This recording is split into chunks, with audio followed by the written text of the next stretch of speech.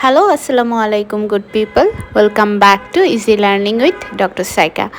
Chicken reshmi কাবাবের খুব সহজ একটা রেসিপি করে দেখাচ্ছি। এখানে আমি চিকেন 500 গ্রাম বোনলেস চিকেন নিয়ে সেটা কারি কাট করে কেটে নিয়েছি। এখন আমি একটা মিশ্রণ বানাবো, যেটার মধ্যে আমি পুদিনা পাতা আর কাঁচামরিচ দিয়েছি। আপনারা চাইলে ধনিয়াও পাতা দিতে পারেন। এখন সেই মিশ্রণটাকে আমি মাংসের মধ্যে দিয়ে দিলাম। একটু লিকুইডই হয়েছে, আপনারা আর একটু ঘন করে নিয়েন। আচ্ছা, তার মধ্যে আমি ফেটানো টক দই দিয়েছি, আদা পেঁয়াজ রসুন বাটা দিয়েছি আর লেবু চিপে দিয়ে দিলাম। এখন সামান্য একটু চিনি দিয়ে দিলাম। তারপরে আমি 2 টেবিল স্পুনের মতো গুঁড়ো দুধ দিয়ে দিচ্ছি। এরপরে পরিমাণ মতো লবণ দিয়ে দিলাম। এবারে উপর থেকে একটু ব্ল্যাক পেপার বা গোলমরিচ ক্র্যাশ করে দিয়ে দিচ্ছি।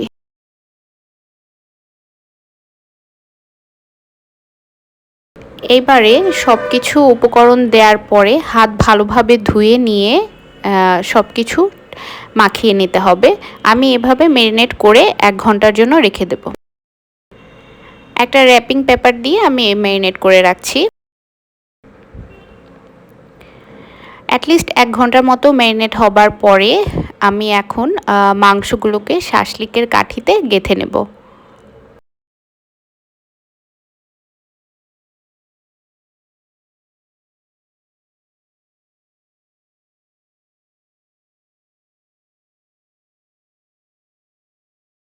এবারে একটা প্যানে অল্প একটু তেল মুছে নিয়ে বা ব্রাশ করে আমি যে মাংস সহজে শাসলিকের কাঠিগুলোতে মাংস দিয়েছি সেগুলো আমি প্যানে দিয়ে দেব। এটা একদম শ্যালো ফ্রাই হবে, সো খুব অল্প তেলেই রান্না হবে।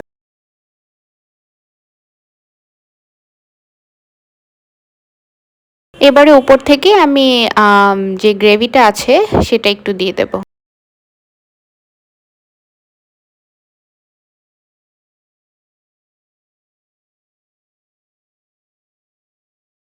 আর অল্প একটু তেল ছিটিয়ে দিচ্ছি।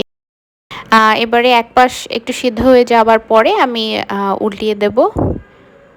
এভাবে আস্তে আস্তে প্রায় 10 থেকে 15 মিনিট রান্না করতে হবে।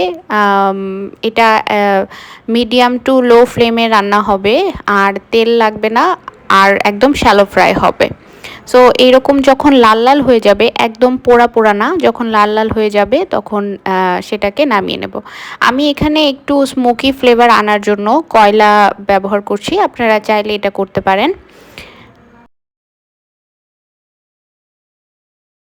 আর নামানোর আগে জাস্ট উপর থেকে একটু ঘি দিয়ে দিচ্ছি।